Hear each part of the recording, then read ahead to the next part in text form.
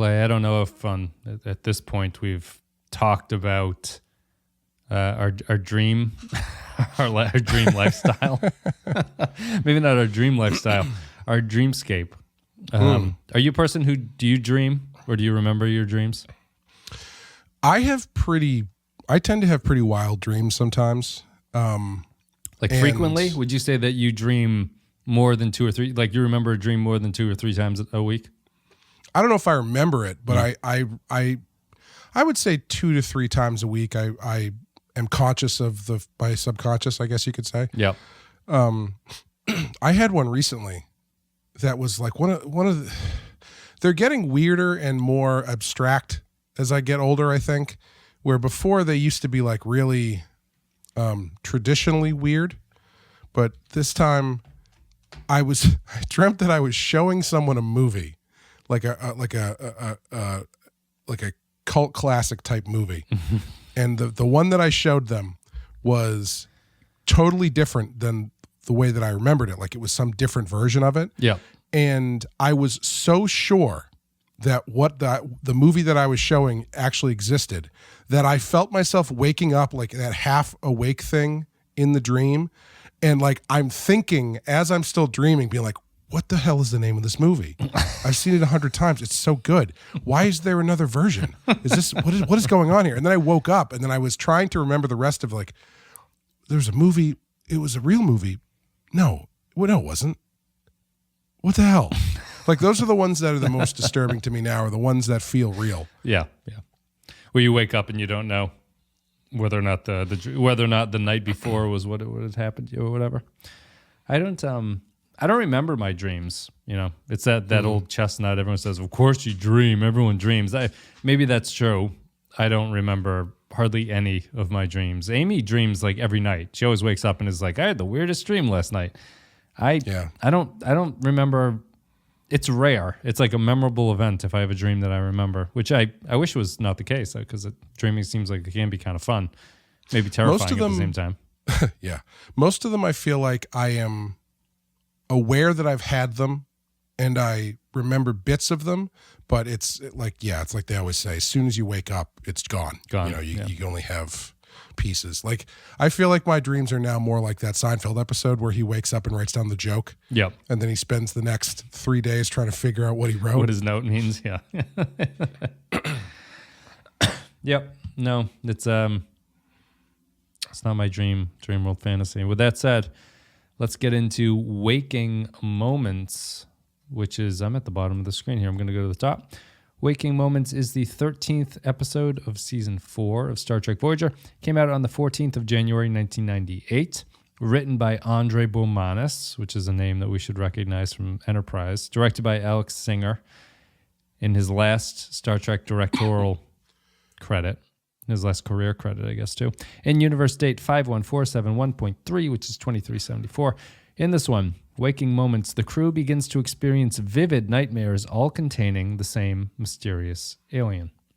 Before we get going, I would like to also point out that in the last episode we did, you were very sick. Yeah. That was like 3 months ago that we recorded, though. For the people who the podcast are going to feel like they've just kept coming, but we've been in recovery for a little bit.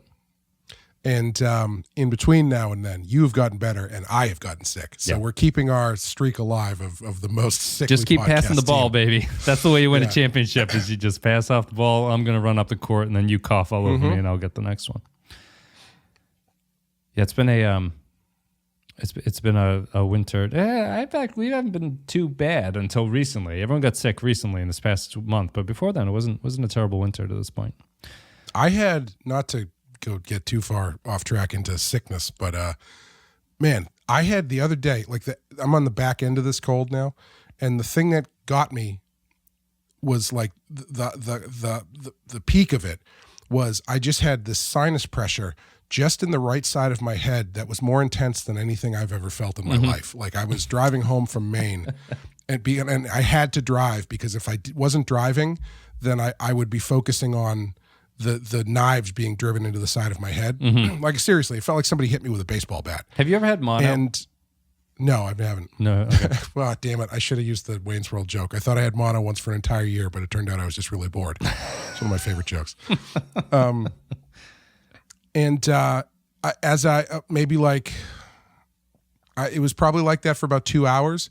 And then just out of nowhere, this is disgusting, but I felt something drain into the back of my throat and the pain was gone. And then that was kind of like, after that point, my cold just got better. So it's being sick is weird. I don't like it. I feel as I'm getting older, I think I don't, it's the same with alcohol. I don't really drink, but it's like my recovery from a cold is not what it was. Like the kids, when they got sick with whatever I had like this last cold I got, right before the last podcast that we did, I was like, I don't feel too bad. That was right before the weekend, and then I spent 3 days of like 102 fever with like pain, like a headache and muscle chills. That's crazy. Yeah, so I was pretty sick from it.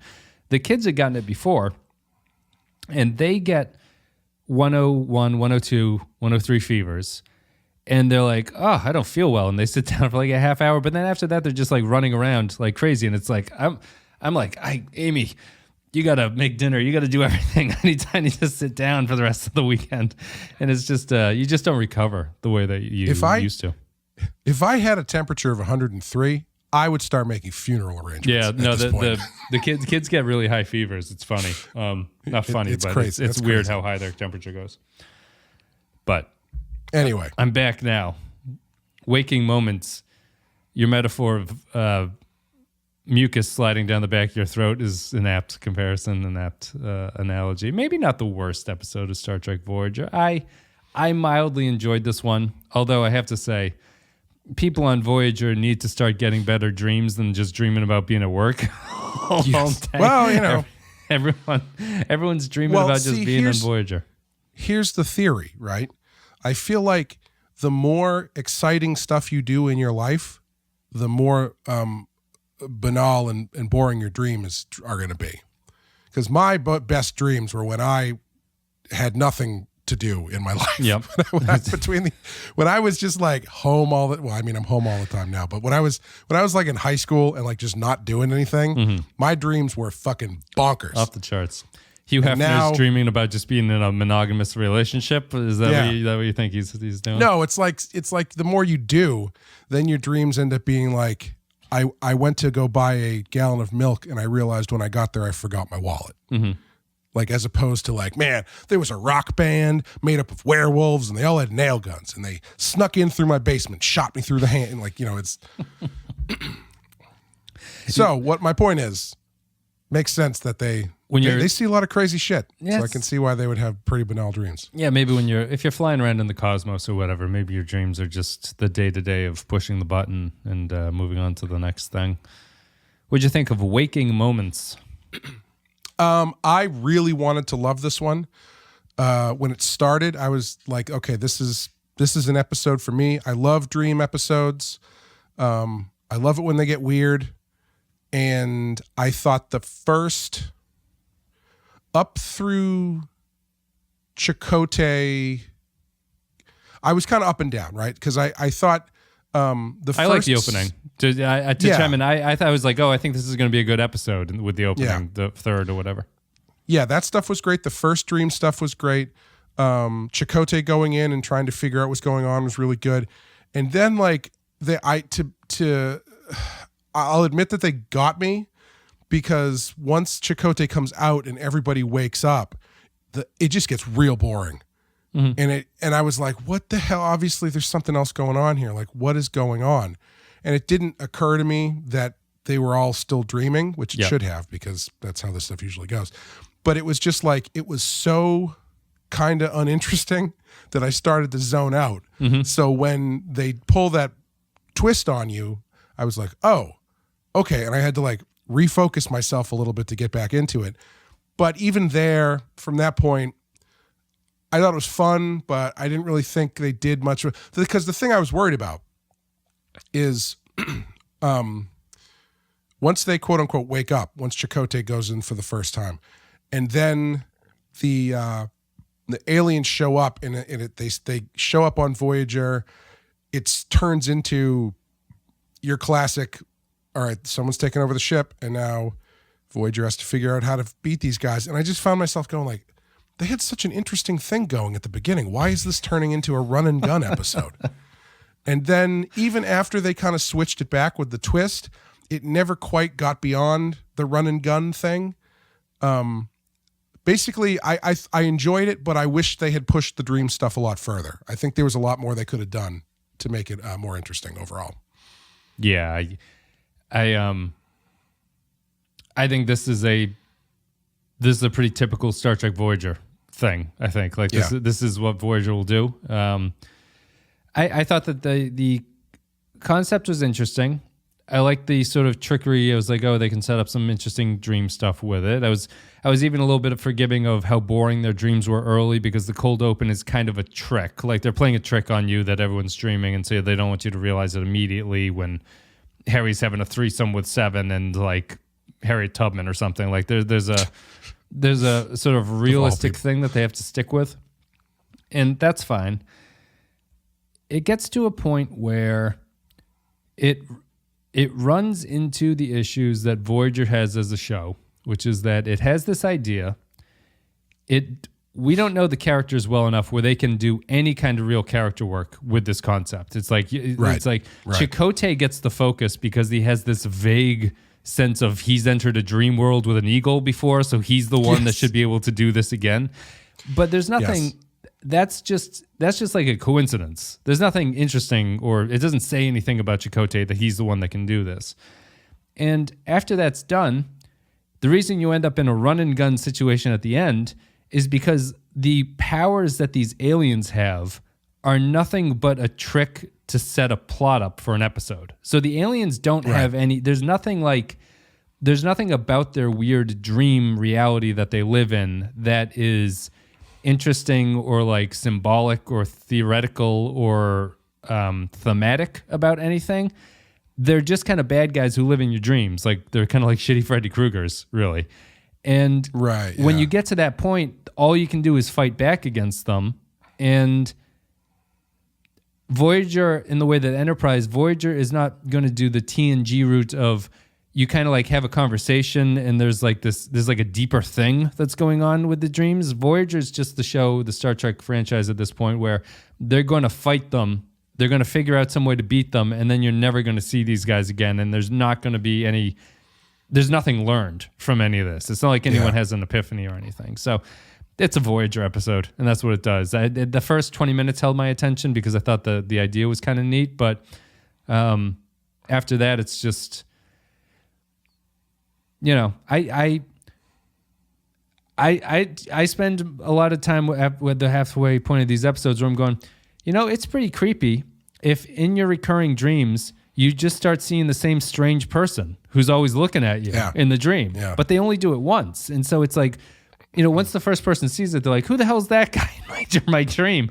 And it's a dream. They shouldn't realize anything about the weirdness. Like it's just stuck because it has to get the plot ball rolling. So they all have to kind of talk about it immediately, that they all had the same weird dream. But I was just thinking it's a great chance for some weird creepiness of always seeing this guy in your dream or something like that. And the show doesn't want to do anything with it, so it abandons it.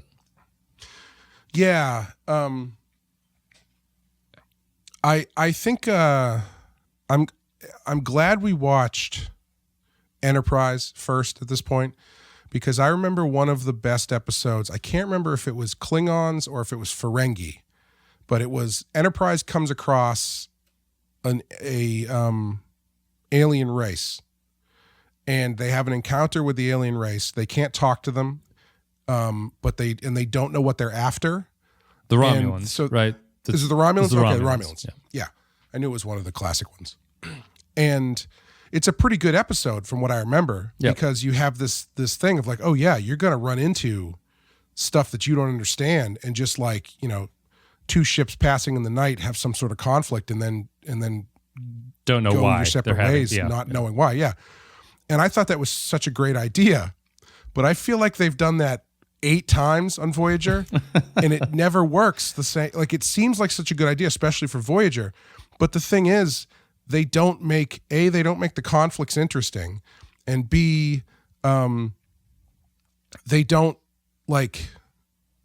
never really think out what these things actually want. It's almost like they're like, well, you know, we don't need to say what they want, so why bother figuring it out? And so you get something like this. Well, they want Voyager. They want a very stock thing that all the alien species want. Yeah. They want to capture the ship, but it's like these guys should have Right. bigger fish to fry than just capturing a ship, it feels like. Yeah, like I feel like we've tricked them into our trap so we can take the ship is something they've done like a billion times. And it's anytime you get that moment when the guy is like, we have tricked you into falling into our trap so we can take your ship, it's just like, yeah, okay, sure, whatever, man. Yeah.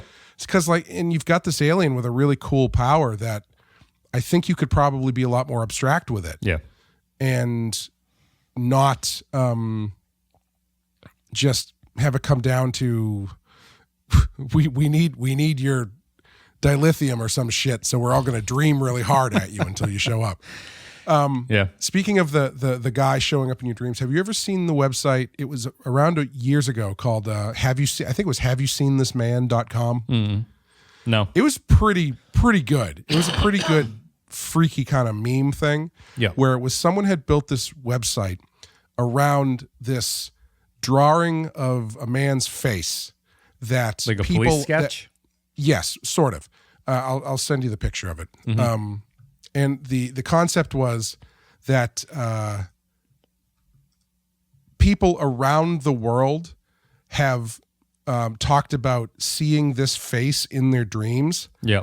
And it's one of those, like, when you see the face, it's like archetypical enough that it kind of is freaky just to look at. Yeah, it is scary to look at. It's creepy, right? Isn't that fucking creepy? I always find, because this is sort of a police sketch, it's more like it's kind of like a police sketch if someone took the spray can and paint and did a good job of making the face. Yeah, it looks kind of like it's been over photocopied or something. Yeah. And, going through the website, I'm like, man, this is so well done.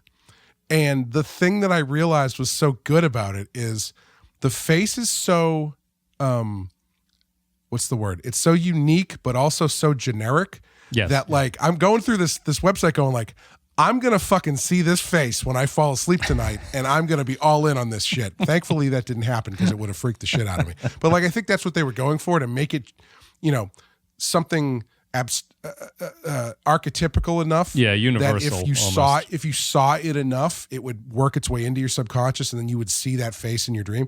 And like, that stuff is creepy as hell. Like if I ever had a dream, multiple dreams where the same person showed up, I don't think that's ever happened to me. Right. And that would freak the hell out of me. Yeah. No, it is. It's creepy. I wish that especially someone who you don't know who they are. Right. Like if it's like a dream creation of a specific person that has made more than one appearance in the dreams. That's repeating. That's weird. Yep. No, I don't think that's ever happened to me. I think that it's, so I mean, either focusing on that, the creepiness aspect of it would give it legs. I think that it's a good example of what Voyager does, right? Like Tom Paris is in a relationship with B'Elanna Torres now, right? And for some reason, the show thinks that Tom Paris is going to be dreaming about flying a shuttle. Like that's the Sure.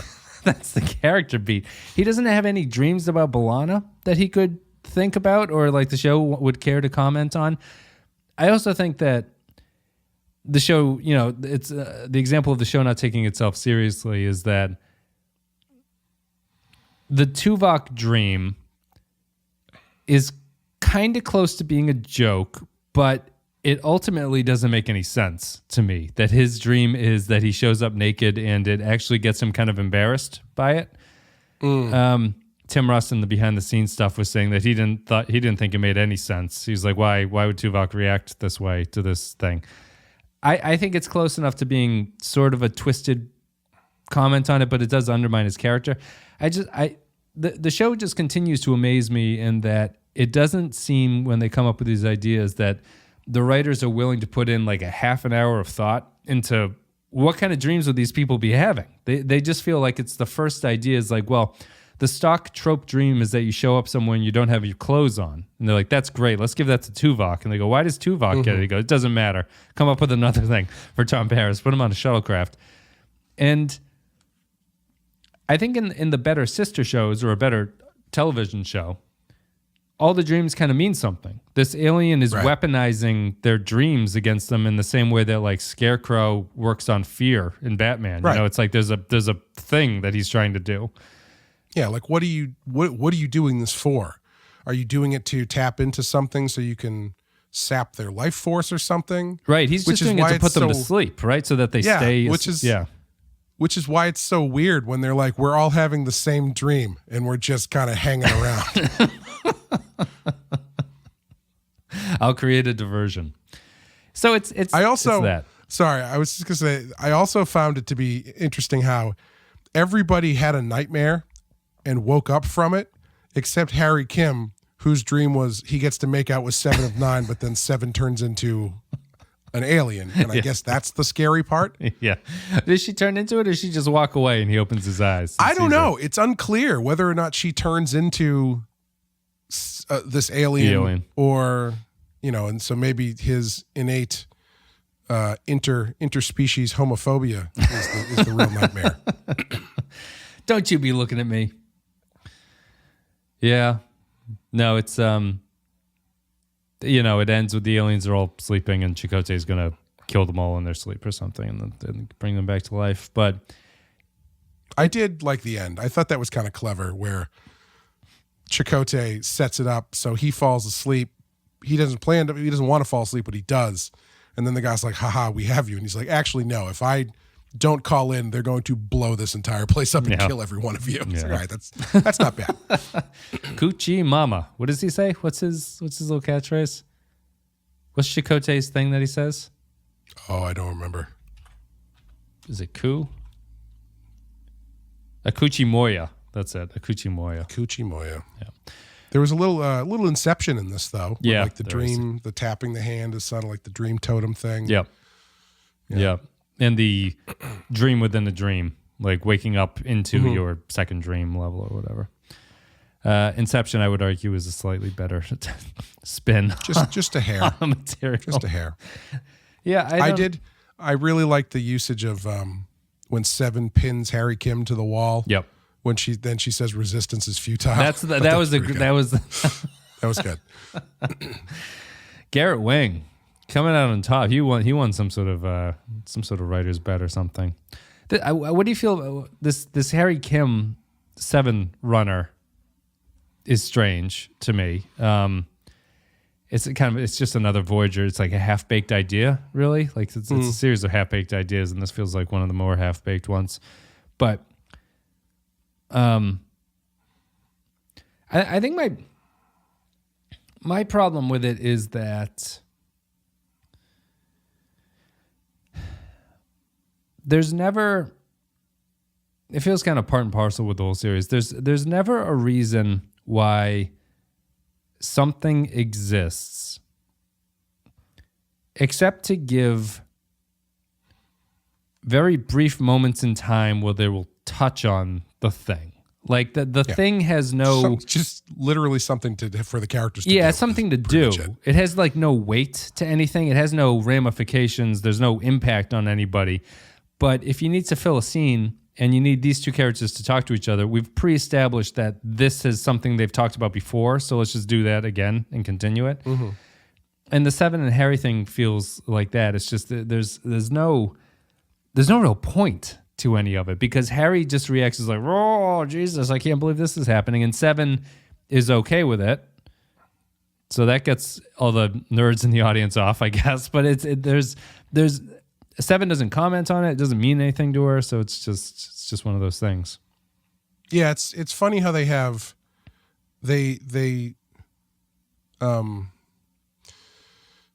didn't take the opportunity to turn Paris and B'Elanna into some sort of long running thing. They did or they didn't? Sorry. They didn't because there was no tension there. Like they just kind of hop, skip, and jump to "I love you," and now they're together. Oh, I gotcha. Sure, yeah. And they're kind of doing the same thing with Harry and 7 of 9, where it's like, yeah, it's fun. I think the scenes with them are fun, but I don't know if this never amounts to anything more than just these flirtation scenes. I wouldn't be surprised, but I don't know. Yeah. Did you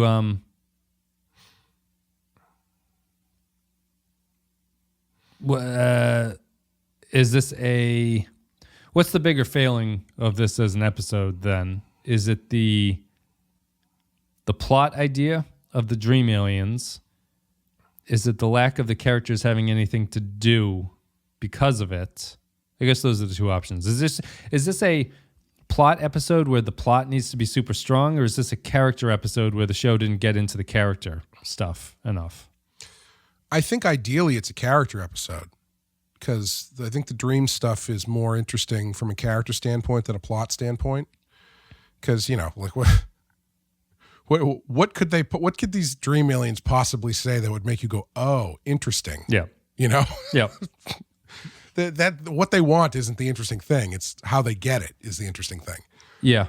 And so using that to, again, facilitate some weird character stuff, that would be really fun. Yeah, it is I'm tired myself here. It's a. They are kind of set up to be. I was glad for the people not watching the video. Clay did not start masturbating there. Just trying to make sure I'm still here, guys. Hold on, I gotta wake up. We have I was gonna make a joke about next week having the guest of what's that CNN anchor that got caught masturbating on Zoom? Jeffrey Toobin, right? Toobin. Should have Toobin on the line. On the wire. The aliens are set up as aliens that you run into and then you leave your space and they just kind of disappear and you don't really understand what they are. You do run into the fucking show's obsession with hijacking the ship. Like, can't they just run into an alien that just is kind of weird and doesn't need to talk to them and doesn't need to do anything? Sure, they're doing something bad or the dreams are causing some kind of issue or something, but like, I don't need to know what they're up to. I don't need them to have a... Yeah. They didn't need to say a word. Right. This episode. Just be there. It would have been... Yeah. Just having those things in the background and seeing more of them and freaky dreams and shit. I think that's enough. Yeah. Does Voyager do more dream sequences than the other shows? I feel like Voyager really sticks with like the sort of dream world quite frequently. Yeah, they definitely do... non-real stuff like that, like altered reality or dream sequences or something. Yeah, but it's never it never feels like a strength of the show though. No, it always feels like a gimmick. Yeah, I would say Enterprise did creepy better. Like Enterprise's creepiness was a more authentic thing than Voyager's dream sequences are. I agree. I don't know, anything else to say about this one? No, we can just move on to patron thoughts. I forget. Excuse me. I forget why I wrote this note exactly, but there must be a point in the episode where Seven like slaps Harry Kim in the face or something. I think there is, right? Because I just wrote down Harry Kim's real dream is to get slapped around by Seven, which tracks, I think. Also, lucid dreaming. Yeah. Is that a real thing? I know people talk about it all the time, like, oh yeah, lucid. But is that something that exists in the real world, or is that a creation? I believe it's real. Wholly of movies and television. I believe it's real. I've only done it by accident. I don't think I can control lucid dreams, but I definitely had a dream where it's like, oh, I'm dreaming, and I can stay in the dream world for a little bit, and then I wake up. But the practitioners would have you believe that once you start dreaming, you just are aware that it's a dream the entire time, and that's never happened. Or I don't know if that's possible. The example they use in this is the one that they always use, where it's like, yes, once you realize you're dreaming, you can do anything. Yep. You can fly like Superman. It's like, listen, buddy, I've been trying my whole life to do this shit, and I have never once had a dream where I became aware and then was able to fly or like have Wolverine claws or something. Listen, you didn't like virtuosity, but my whole existence is around me bending skyscrapers in my will, saying, you're in my world now, Parker. That's exactly what I want out of my reality. No, but I don't lucid dream, I don't think, or I don't. The one of the strangest ones I ever had was I was aware I was dreaming, but it was a weird dream where I was like an omniscient viewer of a TV show, but it was like the reality, but I was not there. I was not embodied in it. I was just kind of watching it. Yeah, I have those from time to time. And it was a guy was in his house, and Amy always, this is like Amy's favorite thing that I've ever dreamed, but it was like a guy was working on the outside of his house. He had had tools out and everything. He had a table saw set up, and he was like cutting 2x4s on it. And his like extremely sexy wife came out, right? And she's carrying a bottle of vodka. She gives him the bottle of vodka. He takes a big swig of it and then just spits all over her tits. Vodka. And then he puts the bottle down on the table. But Rick, is that you, Rick? He slips and he slides into the table saw. Oh my God. Table. That's an amazing dream. And that was the end of the dream. But it was so vivid and so strange. And it was even weird because I was not there. I was just kind of like imagining this or whatever. But no, I don't. When I dream, I guess I do okay. But that was a weird one. There's in the most recent Doctor Strange movie, one of the things that they put out there is when you dream, what you're actually seeing is another alternate reality. Yeah. And so I like to imagine that you peeked in on the last moments of this vodka guy with the hot wife's life right before he got sawed in half on the job. Open up the newspaper the next day. Terrible table saw accident in Barre, Massachusetts. The scariest dream I think I've ever had, monsters and stuff, never really, those aren't the scariest dreams, right? It's the ones that feel the most real. Yeah. Like the scariest dream I've ever had, I remember it so clearly because of how much it freaked me out. It was years ago. It was probably 20 years ago at this point, if not more.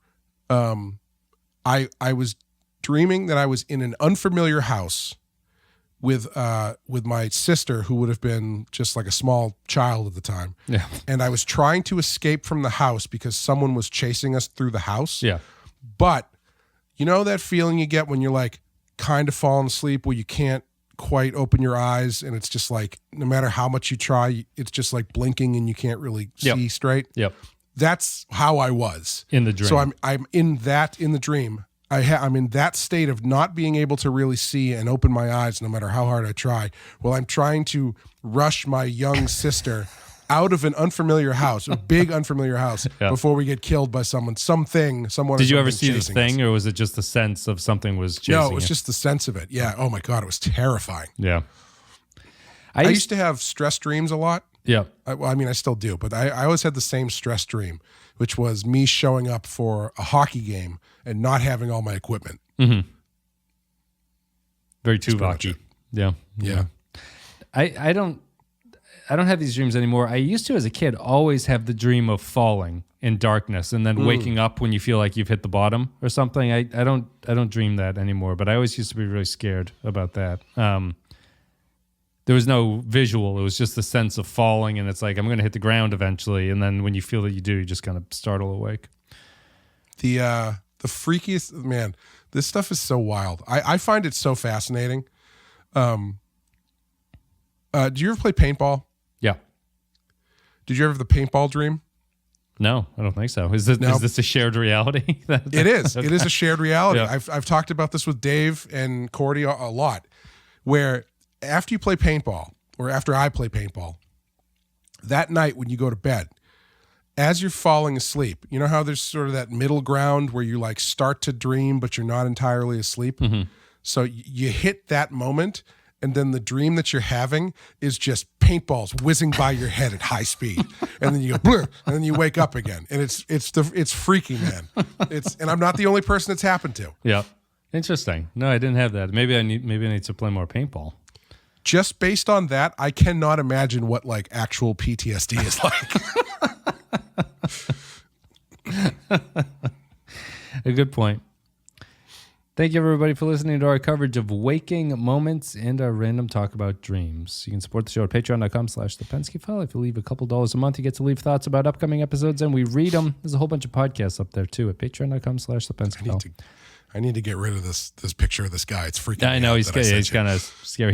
He has sort of a non-human proportion to him, too. He looks a little bit like Elvin or something.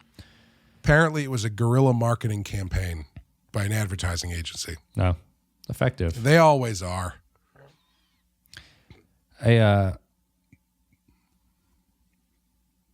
Yeah, that stuff is like the whole Slender Man and things like that. I still remember one of the scary ones I had on I saw it on Twitter. It was like a Halloween thing. It was just a quick hitting thing. I posted it in the Discord a long time ago, but it was like a girl and a guy sitting in a room, and the girl's like, "There's something in that room," and the guy goes over and he looks in and he's like, "There's nothing there." She's like, "You gotta go back," and then looks in, and then it's just this like very fast stop motion animation of like a ghoul that comes out at you as it plays a loud noise. And it's like, you would think that would be the stuff that would sit in your dreams, but I haven't had a dream about that, fortunately. So, Kyle Barrett says, waking moments. I feel like I'm missing out because I never have once woken from a dream by sitting bolt upright, soaked in sweat, crying out and grasping my chest like everyone on TV does. Maybe it's the lack of disgusting hot coffee in my system. This episode is like that movie Dream Scenario, but instead of Nick Cage appearing in everyone's dream, it's some ugly alien. So basically, it's Nick Cage. It's good, but not the best. It's best not to think too much about it or it all falls apart. Surely everyone is falling asleep at different times, so why don't the people in the dream world notice that some people aren't there and then suddenly appear?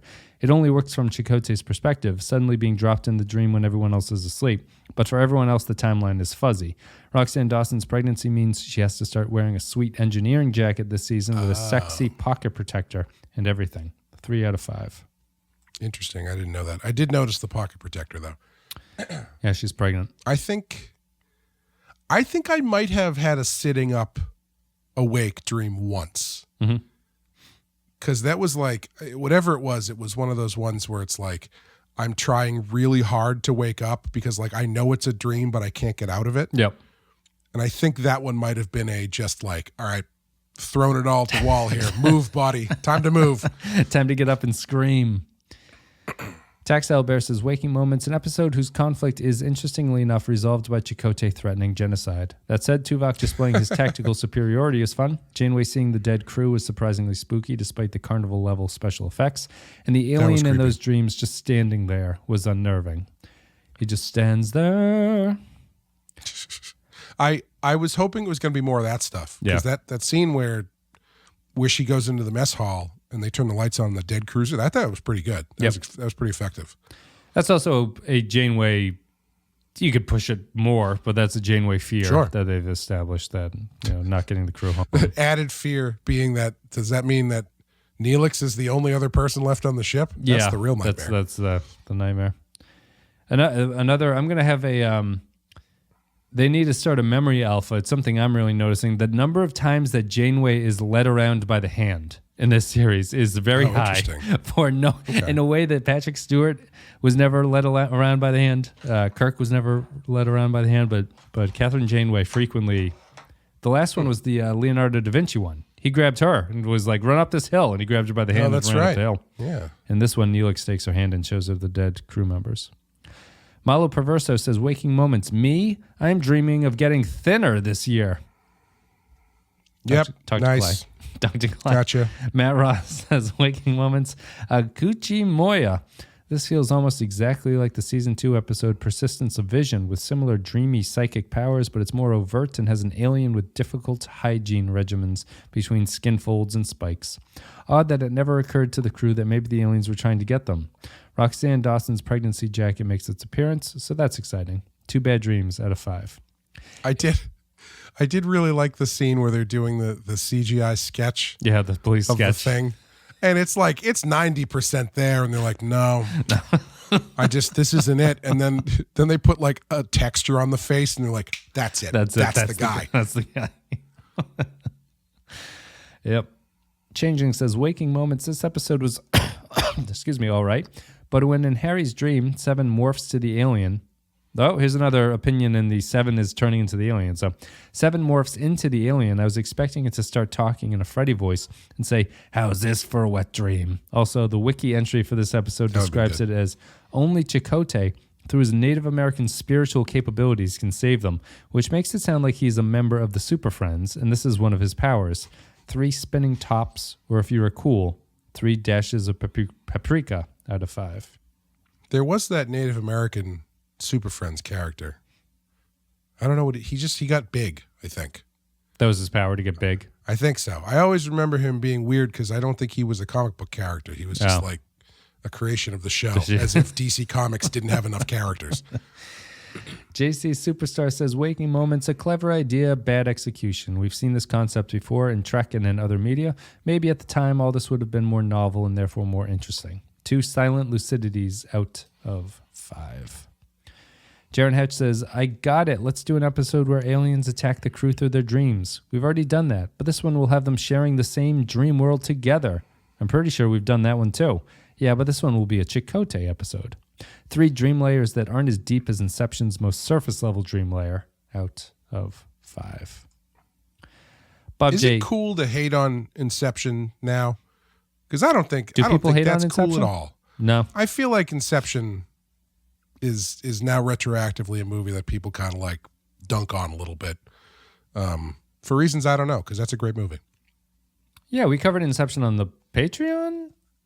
Yeah, years ago I think. Yeah. So, no, I like Inception. There was a movie. Oh, I was trying to make a tangential reference. There was a movie I was watching the other day that I was like, I think this has aged well, or the other way around, but I can't remember what it was, or if I thought it was unjustly maligned or something at this point. But I think after Tenet came out and people didn't know what to do with it. Yeah. I think people started to turn on Nolan a little bit. Yeah. And then Oppenheimer came out and everybody loves him again. So I got back on board.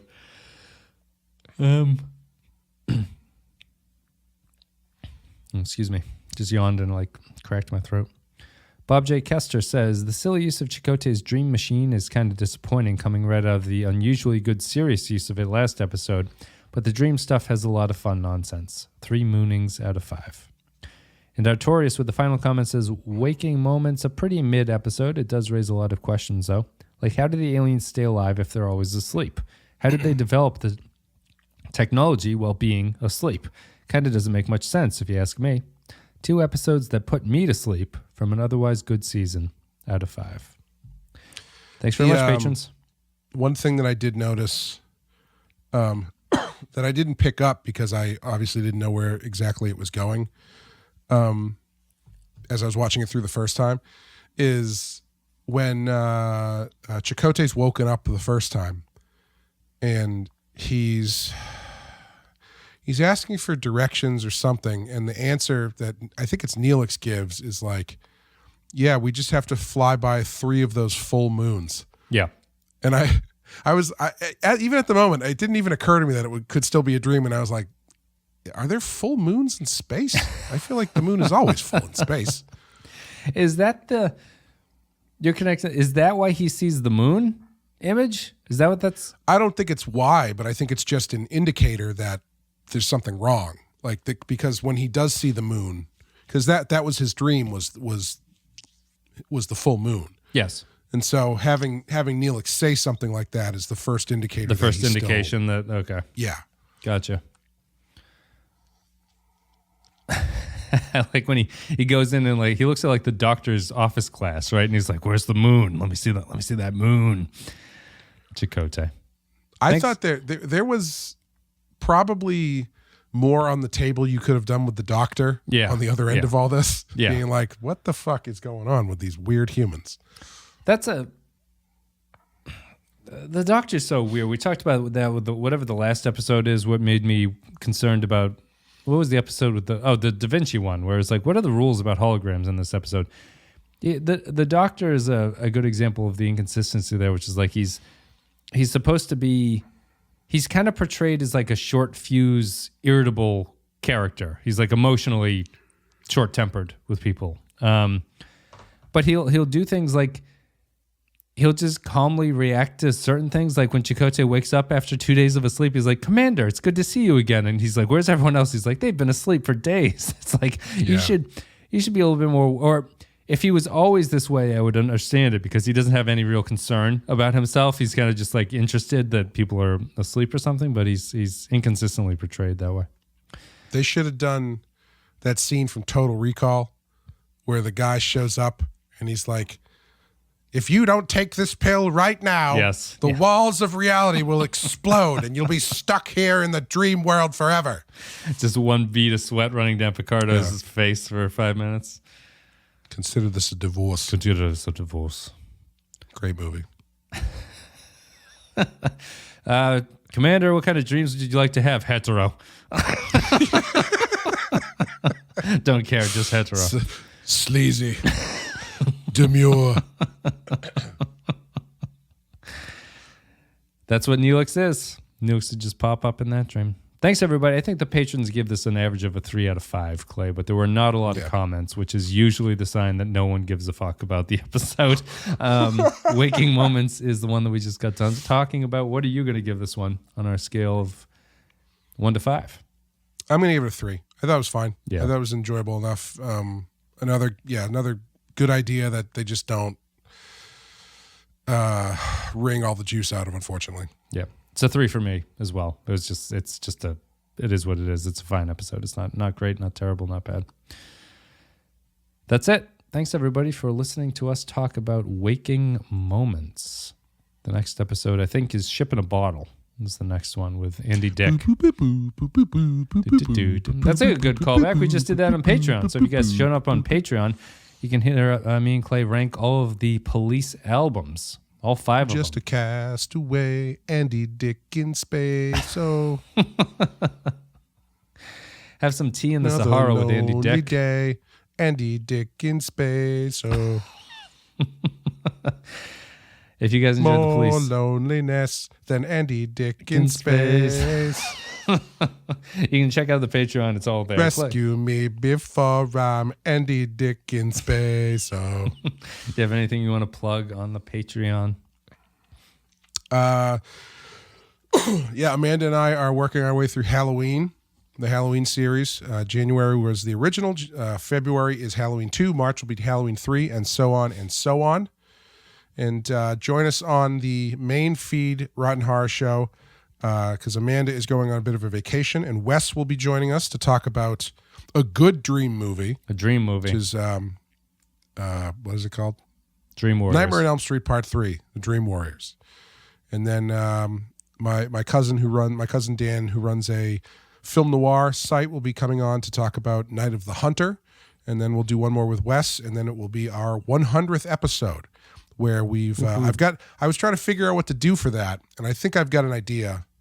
I think we're going to do a Q&A, and we are going to cover something, but it's not going to be a capital M movie.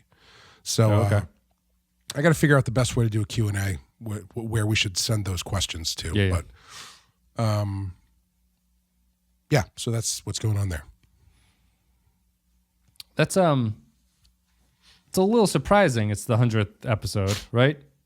Well, I mean, we've been doing it for like 4 years now. Is this our 4th year? I think this is our 4th year. Yeah, I guess it's. I mean, you guys only do it once every other week, so that like tracks with where you should be. Do you know how many Star Trek podcasts there are on the feed, like episodes that we have on the feed? That's why I bring it up, because I looked at that number the other day.